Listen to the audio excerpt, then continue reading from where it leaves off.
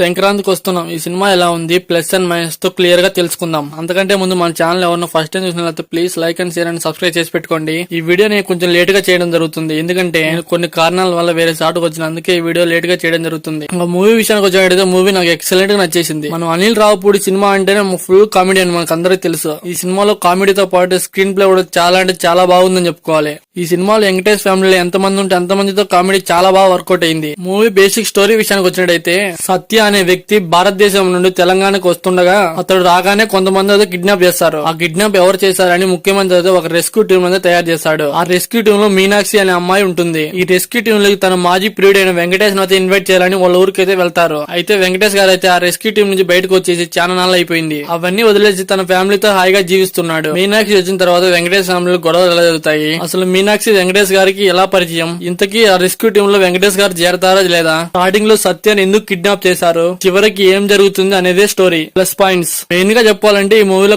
Comedy అంటే excellent ఇచ్చేశారు. ఇంట్లో ఎంత మంది ఉంటే అంత మందితో కామెడీ మాత్రం చాలా బాగా జనరేట్ చేశారని చెప్పుకోవాలి. మెయిన్ గా మీనాక్షి చౌదరి గారు వాళ్ళ ఇంటికి వచ్చిన తర్వాత చాలా అంటే చాలా ఫన్నీగా ఎంటర్టైన్మెంట్ గా స్క్రీన్ ప్లే కూడా చాలా బాగుందని చెప్పుకోవాలి. మెయిన్ గా చెప్పాలంటే ఇంటర్వెల్ కు ముందు ఈ క్లైమాక్స్ అయితే చాలా బాగా డిజైన్ చేసుకుని అనిపించింది. దీనికి తోడు బ్యాక్గ్రౌండ్ మ్యూజిక్ కూడా ఇచ్చి పడేసారు అనిపించింది. అందుకని అనిల్ రావుపూడి సినిమాలంటే మనం ఫుల్ కామెడీతో ఊహించుకుంటాం. సినిమాలో కామెడీతో పాటు క్యారెక్టరైజేషన్ కూడా చాలా బాగా రాసుకుని అనిపించింది. మెయిన్ గా వెంకటేష్ కొడుకుతో అయితే చాలా బాగా కామెడీ అయితే జనరేట్ అయింది చెప్పుకోవాలి. అతను కనపడినప్పుడల్లా నవ్వుకుంటానే ఉంటాం మనం అంతా. అలా డిజైన్ చేశారు ఆ క్యారెక్టర్ ని. బ్యాక్గ్రౌండ్ మ్యూజిక్, సాంగ్స్ అంటే మనం చెప్పాల్సిన అవసరమే లేదు. అసలు సాంగ్స్ అయితే యూట్యూబ్ లో సెన్సేషన్ సృష్టిస్తున్నాయి. ఈ సినిమాలో హీరోయిన్లు కూడా తనకి ఇచ్చిన రోజు తను పర్ఫెక్ట్ గా చేశారనిపించింది. ఇద్దరు అయితే వాళ్ళు ఎంత ఇవాళ సినిమాకి అంత ఇచ్చేసారనిపించింది. వాళ్ళ పర్ఫార్మెన్స్ అయితే వేరే లెవెల్. దీనికి తోడు వెంకటేష్ గారి కామెడీ అయితే ఎక్సలెంట్ గా సెట్ అయిపోయింది. మెయిన్ గా చెప్పుకోవాలంటే స్టార్టింగ్ నుంచి ఎండ్ వరకు చాలా కామెడీ జనరేట్ అయింది. ప్రతి ఒక్క క్యారెక్టర్ కి ఏదో ఒక పాయింట్ లో కామెడీ అయితే జనరేట్ అయింది. ఈ సినిమాతో అనిల్ రావుపూడి మరో హిట్ కొడతానని నేనైతే బలంగా అనుకుంటున్నా. మైనస్ పాయింట్లు ఏమి లేవు, కానీ